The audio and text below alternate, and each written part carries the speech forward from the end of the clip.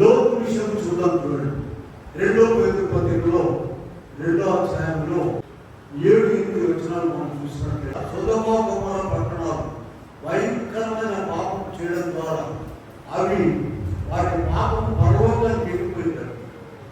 దేవుడు వాటిని నాశనం చేయాలని ఊరుకున్నప్పుడు అక్కడ లోతు ఒక్కడే కనబడ్డాడు. ఆయన రావడానికి కూడా వీలు కాదు.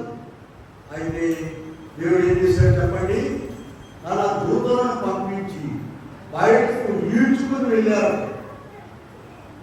ఆయన ఆ దుర్మార్గుల యొక్క కామ వికార చేష్టలన్నింటినీ కూడా భరిస్తూ వారి మధ్య నివాసిస్తున్నారు.